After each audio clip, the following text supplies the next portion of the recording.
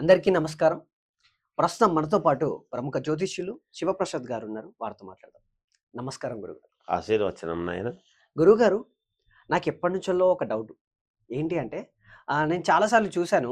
ఎంతోమంది వాళ్ళ చేయిని ఇలా చూసి జాతకం చెప్తూ ఉంటారు. మీలాంటి నిపుణులు కూడా చెప్తూ ఉంటారు. అండ్ అలాగే ఇక్కడ రేఖలుంటాయి కదా! ఈ రేఖల్ని ఆధారంగా పెట్టుకొని వాళ్ళ యొక్క జీవితంలో నెక్స్ట్ ఫర్దర్‌గా ఏం జరుగుతుంది? ఏం జరిగింది? ఇవన్నీ కూడా చెప్తారు. అసలు ఈ రేఖలనేటి గురించి నాకేమైనా ఎక్స్‌ప్లెయిన్ చేస్తారా? ఏ రేఖలుంటాయి? ఏంటి? శ్రీ మహాగణాధిపతయే నమ. ఐం మహాసరస్వత్యే నమ. శ్రీ లలితాంబికాదేవియే నమ. హస్తసాముద్రికము అనేటువంటిది ఒక విధానం. అలాగే ముఖ సాముద్రికం అనేటువంటిది ఉన్నది. ఇవన్నీ శాస్త్రాలలో కొన్ని భిన్నమైనటువంటి ధోరణులలో ఉంటాయి. ఇక్కడ హస్తరేఖలు అనేటువంటివి ఎప్పుడు పుట్టినప్పటి నుంచి కూడా మనకు కొంచెము వయస్సు రాగానే మన జీవన ప్రమాణము ఎలా అయితే జరుగుతూ ఉంటుందో, మన నుసటన వ్రాసినటువంటి బ్రహ్మదేవుడు రాసినటువంటి రాతకు మనము చేసేటువంటి ఆ రాతను బట్టే మనము పనులు చేస్తూ ఉంటాం. ఏదైనా ఈ చేతులతోనే పనులు చేయాలి. ఏ పని చేసినా మనకు చేతులు అవసరం. ఏవి చేసినా ఈ చేతులతో చేయడానికి కావాల్సినటువంటి ఈ రాత ఏదైతే మన నొసటన వ్రాసినటువంటి వ్రాత ఉందో దానికి తదనుగుణంగా చెయ్యాలి అనేటువంటి భావనతో మన మనస్సుకు తెలియజేసి చేతిలో ఉండేటువంటి రేఖలు దోహదపడి ఆ విధంగానే మనము ప్రవర్తిస్తూ ఉంటాము, చేస్తూ ఉంటాం. ఓకే. చేతిలో రేఖలకు, నొసటన వ్రాసినటువంటి వ్రాతకు, మన జాతకాలకు అన్నిటికీ కూడా ముడిపడి ఉంటుంది. దీంట్లో ఇప్పుడు కొంతమంది డాక్టర్లు శరీరము పైనుంచి కింది దాకా శరీరం ఒకటే, కానీ కళ్ళ డాక్టర్ వేరు, చెవి ముక్కు సంబంధించిన డాక్టర్ వేరు, నోటికి సంబంధించినటువంటి డెంటిస్ట్ వేరు, ఏమి అలాగే కార్డియాలజీ వేరు. ఇలా ఒక్కొక్క భాగానికి ఒక్కొక్క ఇది చేసుకోవటం అనేటువంటిది ఉంటుంది, స్పెషలైజేషన్. అలాగే జాతకములో కూడా మామూలుగా గ్రహాలను బట్టి చెప్పేటువంటి విధానము పాద సాముద్రికము, హస్త సాముద్రికము, ముఖ సాముద్రికము, ముఖాన్ని బట్టి తెలియజేసేటువంటిది కూడా ఉంది. ఈ ముఖం ఇలా ఉంది అంటే ఈ ముఖానికి ఈ పడం ఇక్కడి నుంచి ఇక్కడికి ఎంతవరకు ఉన్నది, ఇక్కడి నుంచి ఇక్కడికి ఎంతవరకు ఉంది, ఇక్కడి నుంచి ఇక్కడికి ఏమిటి అనేటువంటిది ఒక కొలత, ప్రామాణికం. కనుబొమ్మలు కలిసి ఉంటే ఏమిటి, కనుబొమ్మలు ఎంత దూరంలో ఉంటే ఏమి జరుగుతుంది, ఇదొక విధానము. ఇలా అన్ని అనేక రకాలలో భాగంగా ఈ చేతి రేఖలది. అంటే ఒక మనిషి రూపాన్ని బట్టి అతను అలా ప్రవర్తిస్తాడు. అతని జీవితంలో ఇవి జరగబోతున్నాయి అని చెప్పగలుగుతారా? ఖచ్చితంగా రూపాన్ని బట్టి కూడా తెలుస్తుంది. ఖచ్చితంగా తెలుస్తుంది. ఓకే. ఇప్పుడు మనం ఏమంటున్నాం, ఒక చిన్న మాట. కాళికాదేవి రూపాన్ని బట్టి ఈమె రౌద్రముగా ఉంటుంది, కాళికాదేవి రుద్రదేవత అని చెప్తున్నామా? అవునా కాదా? ఏం చూసి చెప్తున్నాం కాళికాదేవి అంటే? నాలుక బయట పెట్టిందని చెప్తున్నామా? కాదు కదా. కాళికాదేవి యొక్క స్వరూపం ఏమిటి, వీడి యొక్క స్వరూపం ఏమిటి, ఇంకొకరి యొక్క స్వరూపం ఏమిటి?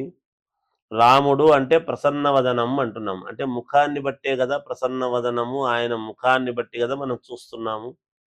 ఓకే. ఎలా ఉంటున్నాడు ఏమిటి అని అంతే ముఖాన్ని బట్టి తెలియజేస్తాం, ముఖాన్ని బట్టి తెలుస్తుంది. అందుకని చేతిలో రేఖలు ఎప్పుడూ కూడా వీడికి ఆయుష్ రేఖ ఏమిటి, ధనరేఖ ఏమిటి, దాన్ని బట్టి మధ్యలో ఏదైనా కూడా ఆకస్మిక ధనలాభం వచ్చేటువంటి విధానం ఉన్నదా, లేదు ఇలా అరచేయి ఇలా పెట్టినప్పుడు ఈ వైపు అంతా ఉబ్బుగా ఉండి ఎక్కువగా ఉన్నది అంటే వీడికి ఆత్మవిశ్వాసం ఎక్కువ, ఎవరి కింద పనిచేసేటువంటి తత్వం కాదు, ఒకరి కింద పనిచేయడు. వీడికి ఆర్గనైజేషన్ ఎక్కువ, అందరిలోనూ కొంచెం తాను ఉన్నతముగా ఉండాలి అనేటువంటి భావాలు ఎక్కువ, స్వతంత్ర భావాలు ఎక్కువగా ఇలాంటివన్నీ చెప్పగలుగుతూ ఉంటాం హస్త సాముద్రికంలో మామూలుగా. ఓకే. అందుకని దీంట్లో ఆయుష్ రేఖ ఎంత ఉంటుంది, ధనరేఖ ఉంటుంది, సంతాన రేఖలు ఉంటాయి. స్థలము కొంటాడా లేకపోతే ఇల్లు కట్టించుకుంటాడా స్థలము కొని, లేకపోతే కొన్నది కొంటాడా అనేటువంటివి కూడా ఉంటాయి చేతుల రేఖలలో దాన్ని కొంచెం అనుకూలాన్ని బట్టి. అలాగే దీంట్లో చేసుకున్నటువంటి భార్య ఎటువంటిది అనేటువంటిది కూడా తెలుస్తుంది. ఓకే. ఇలా అలాగే ఆడవాళ్ళ చేతులలో కూడా ఎడమ వైపును చూసి, ఎడమ చేతులు చూసి చెప్పగలిగినటువంటి ఇది ఉంటుంది. అందుకనే పూర్వము కోయదొరలు, కోయవాళ్ళు వచ్చి సోది చెప్పేటువంటి వాళ్ళు వీళ్ళందరూ కూడా వచ్చేవాళ్ళు. చూసి ఇలా చెయ్యి చూసి, నీకు పలానా దిక్కు నుంచి పలానా సంబంధం వస్తుంది అనేటువంటిది అంత దృఢంగా ఎట్లా చెప్పగలిగినారు? అంటే ఆ రేఖలను బట్టి, ఓకే. ఆ చేతిలో ఉండేటువంటి విధానాన్ని బట్టి. కొంతమందిది ఇది అమృతహస్తం వీళ్ళది. వీళ్ళ చేతులతో ఇలా చూడంగానే వీళ్ళ చేతులతో ఎవ్వరికైనా కూడా మేలు జరుగుతుంది. వీళ్ళ చేత్తో ఏదిచ్చినా, మట్టి ఇచ్చినా ఎదుటి వాళ్లకు బంగారం అవుతుంది అనేటువంటివి ఉంటాయి. అవును. అందుకని ఈ చేతులతో పొద్దున్న లేస్తే మనం ఏం చేయాలి, ఏమి చెయ్యకూడదు అనేటువంటివి ఉంటాయి చాలా. కొంతమందికి చేతులు చూపించొద్దండి అనేటువంటిది కూడా చెప్తాం. ఎందుకు? వాళ్ళ చేతులలో ఒక అకస్మాత్తుగా ఐశ్వర్యవంతుడయ్యేటువంటిది గాని, లేదా ఈ చేతులలో ఆకస్మిక ధనలాభం అనేటువంటిది వచ్చే అవకాశము ఉన్నది. ఆకస్మిక ధనలాభం అంటే ఎలా? నిధి నిక్షేపాలు నీకు అందేటువంటిది ఉందా లేదా అనేది కూడా చెప్తుంటాం.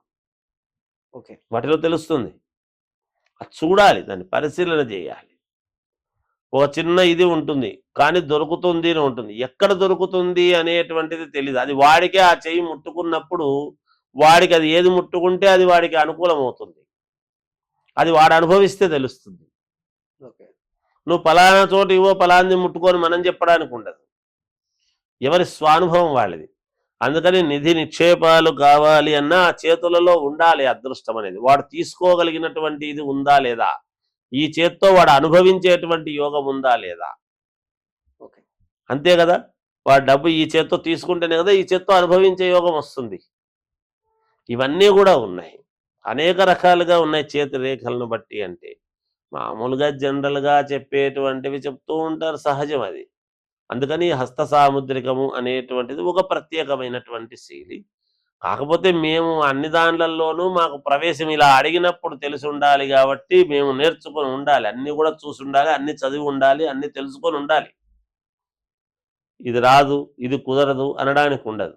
అందుకని దాని గురించి చూస్తాము గానీ, విషయం అంతా గూడా ఏ రేఖ ఎలా ఉంటుంది, ఏమిటి, ఇక్కడ సంతానం ఎంతమంది, అభివృద్ధి ఏమిటి, ఎలా ఉంటుంది భవిష్యత్తు, రాజయోగం ఎలా ఉంటుంది, ఇంకొకటేమిటి, ఇవన్నీ గూడా చెప్పగలుగుతాం చేతిరేఖలను బట్టి.